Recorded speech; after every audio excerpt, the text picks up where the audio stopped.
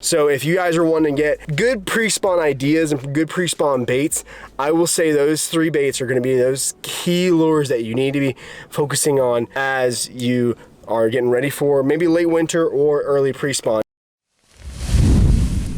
What's up everybody, it's your boy, The Hunter Fisher. Welcome back to Hooked Up with Hunter here on the KastKing channel. And today, boys and girls, we are going to be doing the top 3 lures that I am choosing for your pre-spawn fishing. Whether you're up north, whether you're down south, whether you're out west, whether you're on the east coast, it don't matter where you are. These lures can help you get closer to the patterns that you need to be doing for the pre-spawn bite. So I'm here at a public lake today. I'm gonna be doing a little bit of fishing, but as I'm gonna be walking around, hopefully catching fish, I will be talking about tips you could use to catch more fish in these baits. But I'm gonna go ahead and actually talk about the baits right here. So bait number 1 for me is probably going to be the jig. So this jig right here has been probably my key bait last year when I was doing it a lot during the pre-spawn as when I was fishing. This is actually a Kaitek Jig specifically, and I am using a little craw trailer on it. So this time of year, craw is a main forage for a lot of fish, a lot of bass, a lot of different species that will be out there in the water, but mainly I'm imitating craws, possibly essentially stirring up dirt near where bass may be getting ready to bed. So say if there's early spawners, they're gonna bite your lure because you may not even know you're on a bed sometimes. But lure number 2 that I probably will be using is going to be, lure number 2 right here is going to be a jerkbait. So a jerkbait is a great search bait, especially for that pre-spawn, or even if you're in the winter still.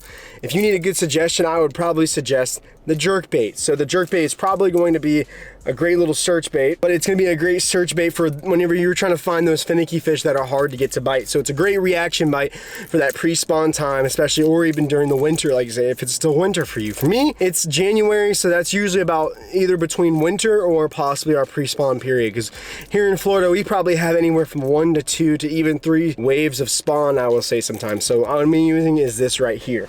Let me put this up and get bait number 3. Bait number 3 that I'm probably going to say is going to be a great pre-spawn bait is going to be this Shaky Head right here. So specifically the Shaky Head I'm using is called it's actually from I actually don't even know. I don't know what the name of the Shaky Head is, but I do know what the worm is. It's from a little brand called X-Zone. All these different brands and stuff won't matter. A lot of these lures, no matter what brand or what worm you're using, it won't matter too much. But this right here is a Shaky Head. What it's supposed to do is look like essentially a worm facing down on the ground. So sometimes what bass will do a lot is they'll try to feed up before the pre-spawn so that they can focus on spawning and guarding their bed. They're going to need a lot of energy to make sure that no fish are getting all ganged up on their beds or anything like that. So definitely whenever you can imitate the things that the bass will be eating almost all the time, which is craws, baitfish, and worms, like I've been getting ready to use today, I will say the main forage imitations are going to be those 3 things. So if you guys are wanting to get good pre-spawn ideas and good pre-spawn baits, I will say those 3 baits are going to be those key lures that you need to be focusing on as you are getting ready for maybe late winter or early pre-spawn. Now, the setup I'm actually using with my Shaky Head right here, the setup I'm going to be using is actually going to be a B.A.S. reel. So if you guys want to check out the Zephyr B.A.S, it's on KastKing's website. I actually think it was sold out last time I checked. I don't know that for sure, but I'm actually using a B.A.S reel with a medium light rod, which there's actually a bunch of medium light rod offers actually from KastKing. So if you guys want to go check out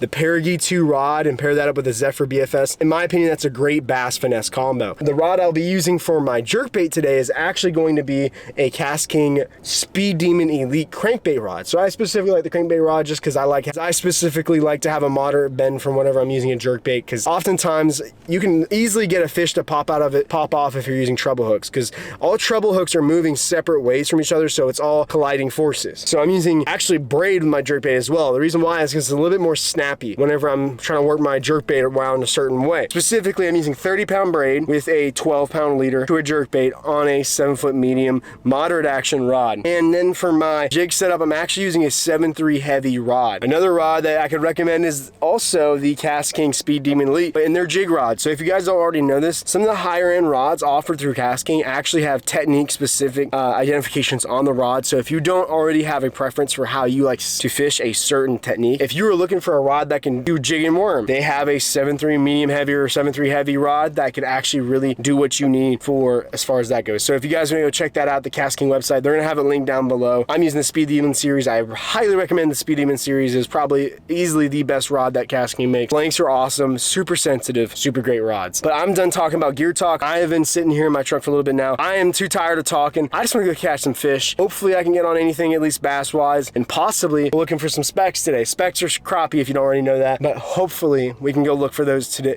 today too. I will see you guys on the water. All right guys, we just wrapped up here at the lake. One fish all day on a micro swim bait. So fishing was tough, but I also was only here for like an hour. But I did meet some cool people in the water, so that's always a nice thing about fishing, is you can always meet somebody who's really cool in the water too. So I'm going to talk about it some more. My lights turned off. I'm going to talk about it some more in my apartment, give you guys some tips that I think you guys need to be doing, what you need to throw these baits at, what kind of structure you need to look for, and what kind of lures I recommend. I'll see you guys back in my apartment. All right guys, we're back at the apartment. I just wanted to give you guys a quick rundown of what I think kind of setups you should be throwing. Once more again, what kind of things you should be aiming at when you're using these lures, and what kind of strategy you should have. So number one that I'm going to start off with is the jig. So the jig, essentially if you want to start out with the jig, number one thing is if you can find cover with a jig, aim at that cover.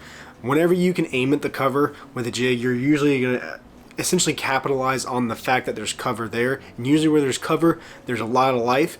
Things like bait, crawfish, smaller fish that bass may feed on, and that is mainly what I'm aiming for with a jig. The setup I'd probably be using nowadays with a jig is depending on what kind of jig I'm using. If I'm using a regular just casting jig, and really this combo could probably just nail a jig all around for you, is a 7.3 medium heavy. And that would pretty much nail all the things that you need for a jig. You could flip with that, you could cast with that, you could skip with that. You could do essentially anything you would need to with a jig. You don't need anything super extra more than that. But I'd probably be using 30 to 40 pound braid on that. But if I'm using specifically flipping jigs, I'd probably go a little heavier. But yeah, that is what I would do for my jig setup. I would also target a lot of grass lines too. Docks, grass lines, cover, like I said, really any type of cover. Cover can be docks, grass lines, trees, wood, brush piles, all those different things. When I say cover, that's what I mean. Now, for my second lure that I mentioned, the jerkbait. So a jerkbait, a lot of people like to use anywhere from 6'6" medium to a 7-foot medium rod, for at least if you're talking about casting. And some people actually prefer a more of actually like a spinning setup sometimes whenever they use jerkbaits. The reason why they do that is because they want to essentially have more casting ability so that they can cast lighter jerkbaits. And I definitely understand that. I think that it has its own advantages. Personally, I'm more of a casting guy myself, obviously, if I do BFS and stuff like that. But I do think that a lot of people should probably stick around the 6'6" to 7-foot range for jerkbaits. I use a 7-foot rod, 7-foot medium moderate bend, because it has treble hooks. The reason why is because treble hooks will resist forces against each other, and typically when that happens, it will allow the treble hooks not to yank themselves out when you're using a moderate bend. That's another thing. But a lot of people prefer a fast bend. The reason why for jerkbaits is so they can get a more snappy action to it, which personally I have not had an issue with. If I use braid, I do not have that problem. I actually use braid on my jerkbait fishing setup, believe it or not. And the reason why I do that is because I have a more wide range to use that setup for besides just jerkbait fishing. And also I'm fishing a lot of grass. So essentially down here in Florida, wherever you go, there's going to be a lot of grass. So essentially there's no reason not to fish with braid for me. I've actually started to use square bills with braid, but it's usually braid to leader. And the braid to leader knot that I've been really liking a lot lately is the FG knot. It's a really tough knot to learn, but I do recommend it.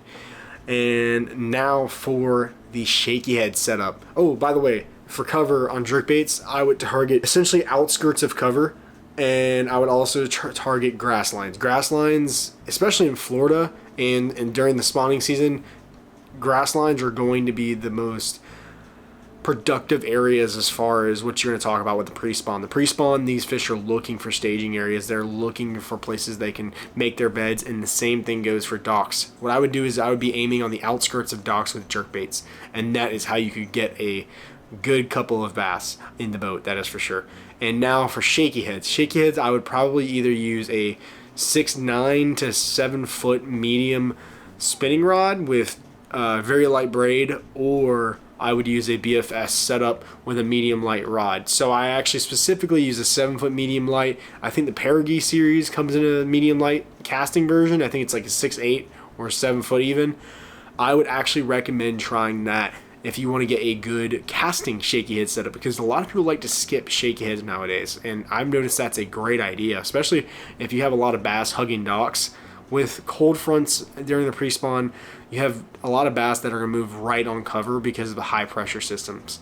So typically I would recommend probably wanting to get near docks, especially with shaky heads, because one, they're primarily snagless if you rig them the right way, which this is the right way right here. So essentially what that is I have the hook point inside the worm, so as I come up, well actually I sent it too far through the worm, but essentially if you come off the top of the worm, it essentially should be easy to just rub your finger over it kind of forcefully and not get snagged.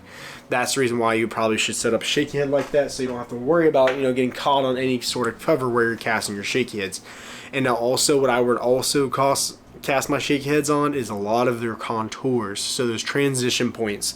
That is going to be a fish highway. So there's a lot of different terms that you could call a fish highway, but a fish highway is probably going to be the biggest drops off in your lakes or ponds. The reason why is that would be a fish highway is because that's where bait will get caught. So essentially you have a contour. If it drops off like this, and then between that contour, if it's not as steep, but it's more steep right there, that right there is going to have a lot of bait sitting in the bottom of that curve, therefore making it a fish highway, because you have bass pushing that bait up and you have bass pushing that bait down. So you have bass, bait, and everything that you need as far as what you want to find for fishing. And that's what I would be targeting, especially with a shaky head and possibly a jerkbait as well. So I definitely would suggest those two setups for targeting those fish highways. Fish highways are also grass lines. Grass lines is another spot for fish highways. So the term fish highways can be really general but also really specific. It's essentially to give you a word to the spots that pre-spawn fish like to move through.